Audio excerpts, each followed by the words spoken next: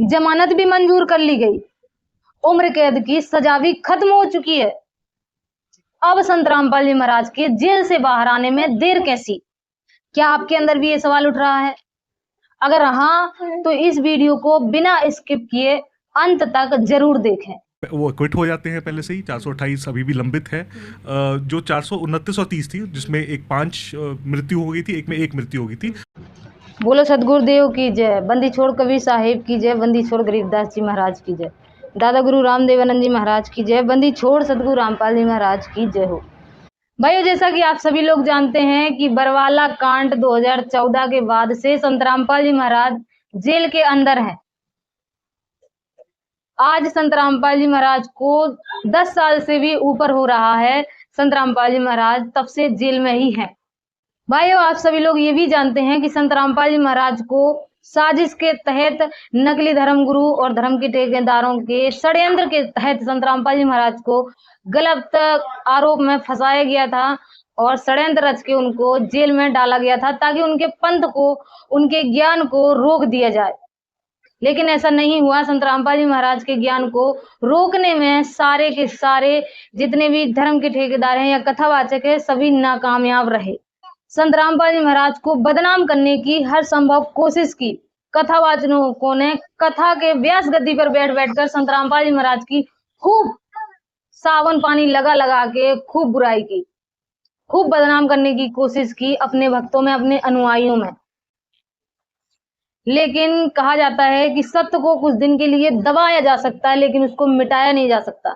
लेकिन संत रामपाल जी महाराज का सत्य तो ऐसा था कि ना तो उसको दबाया जा सका और ना ही उसको मिटाया जा सका। संत रामपाल जी महाराज के करोथा कांड करवाया था, तब संत रामपाल जी महाराज का एक आश्रम था, करोथा आश्रम, और जब उसमें करोथा कांड करवा दिया गया तो संत रामपाल जी महाराज के पास उससे भी बड़ा, उससे भी दुगना बरवाला आश्रम आया। और जब बरवाला आश्रम में इन्होंने बरवाला कांड करवा दिया तो संत रामपाल जी महाराज के पास आज 14 बड़े आश्रम है। धन धन सत गुरु सत कबीर भगत की पीड़ मिटाने। धन धन सत गुरु सत कबीर भगत की पीड़ मिटाने। जिनमें साल में 7 बार भंडारे होते हैं और पूरे विश्व स्तर पर उन भंडारे का निमंत्रण दिया जाता है। तो संत रामपाल जी महाराज के ज्ञान को ना तो दबाया जा सका और ना ही रोका जा सका।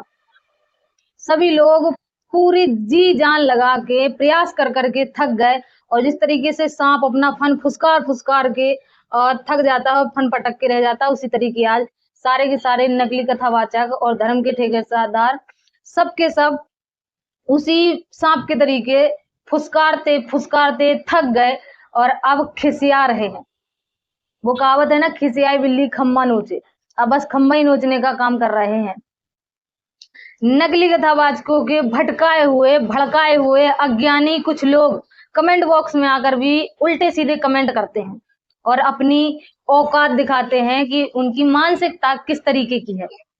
जब गलत गुरु की शरण में जाएंगे तो इस तरीके के कमेंटबाजी करना तो स्वाभाविक ही बनता है। भाइयों, हम चलते हैं अपनी बात की तरफ।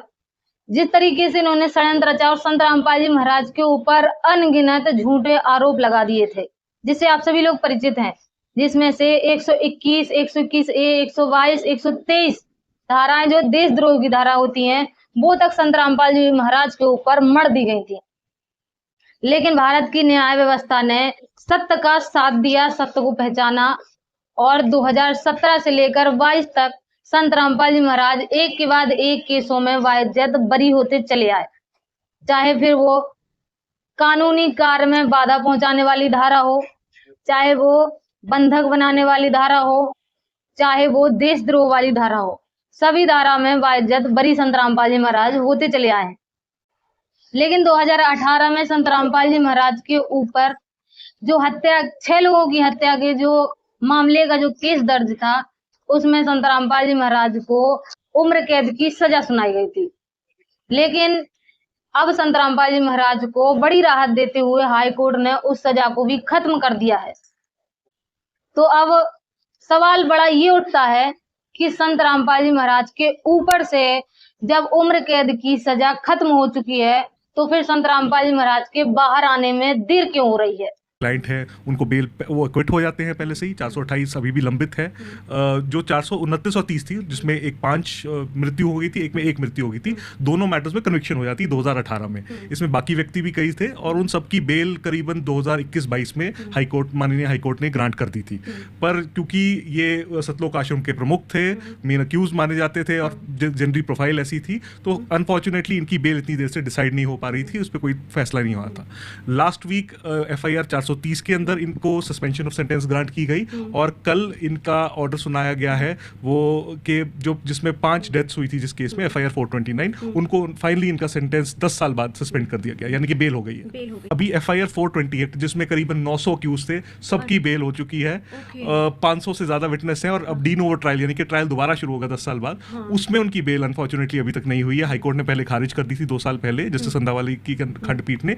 अब हमें अगर इंस्ट्रक्शंस मिली तो हम दोबारा हाईकोर्ट या सुप्रीम कोर्ट में केस को लगाएंगे। बस अब एक यही केस रह गया, बाकी सब केसों में या तो उनको अक्विटल मिल चुका है, वो छूट चुके हैं, या वो 2 केस जो रह गए थे उसमें बेल पे आ जाएंगे। भाई वो 428 जो धारा है वो संत रामपाल जी महाराज के ऊपर बनती ही नहीं है।